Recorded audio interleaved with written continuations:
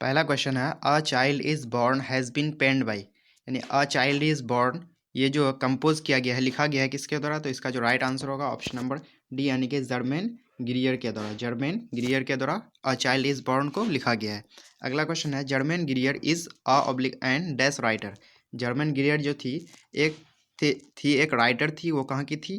तो इसका जो राइट आंसर होगा ऑप्शन नंबर बी, यानी कि ऑस्ट्रेलिया की, इसलिए ऑस्ट्रेलियन राइटर हो जाएगा। अगला क्वेश्चन की ओर बढ़ते हैं। अगला क्वेश्चन कह रहा है acts of making something stronger, यानी कि किसी चीज़ को स्ट्रोंगर बनाना, यानी कि मजबूत बनाना, यह कहलाता है मजबूती प्रदान करना। रेइंफोर्समेंट कहा जाता है। री इन्फोर्समेंट यानी कि किसी चीज़ को मजबूती प्रदान करना, इसी को कहा जाता है। अगला क्वेश्चन है the naming ceremony is held when the baby is dash days old. Naming ceremony जो होता है वो कब होता है? जब बेबी कितना दिन का हो जाता है? तो 7 days ओल्ड, यानी कि 7 दिन का हो जाता है जब बेबी, तभी नेमिंग सेरेमनी होती है। अगला क्वेश्चन की ओर बढ़ते हैं। अगला क्वेश्चन कह रहा है a pregnant women has to observe various days. एक प्रेग्नेंट वुमेन को बहुत सारे रीति रिवाजों का पालन करना पड़ता है। तो इसमें ये सारे रीति रिवाज है, ताबूस, रिचुअल्स, कस्टम्स। तो इसका राइट आंसर होगा ऑप्शन नंबर डी, यानी कि ऑल ऑफ दीज। अगला क्वेश्चन है a women visit mother's house as a reward of pregnancy.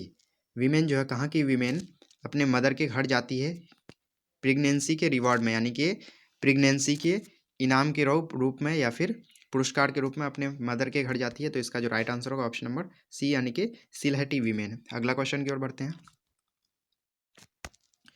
अगला क्वेश्चन है Sylheti women and her child are given new dress on the best day of the birth. यहाँ पे birth होगा, अर्थ नहीं, यहाँ birth होगा। तो सिलहटी वीमेन और उसके बच्चे को नया ड्रेस दिया जाता है। तो बच्चे जब पैदाइश होती है उसकी, उसके कितना दिन के बाद? तो 7 days, यानी कि जिस दिन नेमिंग सेरेमनी होती है उसी दिन उसके मदर को और उस बच्चे को न्यू ड्रेस दिया था। अगला क्वेश्चन है in Bangladesh dash is a kind of fairy tales.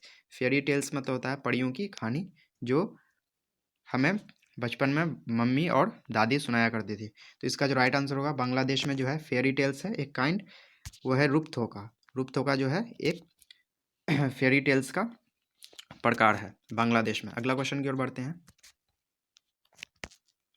अगला क्वेश्चन है branch of medicine concern with birth of children, यानी कि मेडिसिन का ब्रांच, मेडिसिन की शाखा जो बच्चे के पैदाइश से, बच्चे के जन्म से संबंधित हो, उसको कहते हैं ऑब्स्टेट्रिक्स। क्या बोलते हैं? ऑब्स्टेट्रिक, जिसको हिंदी में बोलते हैं प्रसूति विज्ञान। अगला क्वेश्चन की ओर बढ़ते हैं। अगला क्वेश्चन है a child is born has been taken from one of her books, यानी कि जर्मन गिरियर का कौन सा बुक से लिया गया है अ चाइल्ड इज बॉर्न? तो अ चाइल्ड इज बॉर्न को लिया गया है सेक्स एंड डेस्टिनी, ये इसके बुक का नाम है, उसी से लिया गया है। अगला क्वेश्चन की ओर बढ़ते हैं। अगला क्वेश्चन है a pregnant women in a death society does not feel that she is alone, यानी कि प्रेग्नेंट वीमेन, गर्भवती महिला, किस सोसाइटी का अपने आप को अलोन, यानी कि अकेला महसूस नहीं करती है? तो ट्रेडिशनल। ट्रेडिशनल मतलब होता है पारंपरिक सोसाइटी, यानी कि जिसमें दादा दादी और चाचा चाची सब रहे, उसी को बोलते हैं ट्रेडिशनल सोसाइटी। तो उसमें उसको अकेलापन महसूस नहीं होता है। अगला क्वेश्चन है in dash children under the age of 5 और 6 are looked after by the whole family, यानी कि कहाँ पर चिल्ड्रेन यानी कि बच्चे जिसका एज 5 और 6 ईयर्स हो, उसको पूरे फैमिली के द्वारा देखा जाता है, उसकी देखभाल किया जाता है। तो इसका जो राइट आंसर है ऑप्शन नंबर ए, यानी कि इंडिया में, सॉरी ऑप्शन नंबर डी, यानी कि बांग्लादेश में। अगला क्वेश्चन की ओर बढ़ते हैं। अगला क्वेश्चन है garlands of dash we are given to a new baby, यानी कि नए बच्चे को गार्लैंड्स दिया जाता है, यानी कि हार। गार्लैंड्स मीन्स होता है हार या पुष्प हार, फूलों की हार। तो ये जो दिया जाता है वो टर्मेरिक और गार्लिक दोनों का होता है। टर्मेरिक और गार्लिक यानी कि हल्दी और लहसुन दोनों का होता है, इसलिए इसका राइट आंसर होगा ऑप्शन नंबर सी, यानी कि बोथ ए एंड बी। अगला क्वेश्चन है Germaine Greer was born in dash. Germaine Greer जो है जन्म कब हुए थे? उसका जन्म कब हुआ था? 1939 को, यानी कि राइट आंसर हो जाएगा ऑप्शन नंबर डी। अगला क्वेश्चन की ओर बढ़ते हैं। अगला क्वेश्चन है dash women visit her mother's house during pregnancy. Pregnancy के दौरान कहाँ की महिला अपने मम्मी के घर जाती है? तो इसका जो राइट आंसर होगा ऑप्शन नंबर ए, यानी कि Indian. An Indian women visit her mother's house during pregnancy. अगला क्वेश्चन है Germaine Greer was born and educated in dash. Germaine Greer पैदा हुए कहाँ पे पैदा हुए? ऑस्ट्रेलिया में, और वहीं पे उन्होंने शिक्षा हासिल किया। तो इसका राइट आंसर होगा ऑप्शन नंबर डी यानी कि ऑस्ट्रेलिया में। अगला क्वेश्चन की ओर बढ़ते हैं। अगला क्वेश्चन है जर्मन गिरियर वॉज बॉर्न इन। तो हम लोग जानते हैं जर्मन गिरियर जो है वो ऑस्ट्रेलिया में पैदा हुए, लेकिन ऑस्ट्रेलिया के किस शहर में? तो इसका जो राइट आंसर होगा ऑप्शन नंबर बी यानी कि मेलबॉर्न में पैदा हुए थे। अगला क्वेश्चन है रूपथोका इज टॉल्ड बाई। रूपथोका जैसे कि हम लोग जानते हैं बांग्लादेश में एक फेयरी टेल यानी कि परियों की कहानी का प्रकार है। तो ये जो टॉल्ड कहा जाता था वो मदर के द्वारा यानी कि मम्मी सुनाती थी। अगला क्वेश्चन की ओर बढ़ते हैं।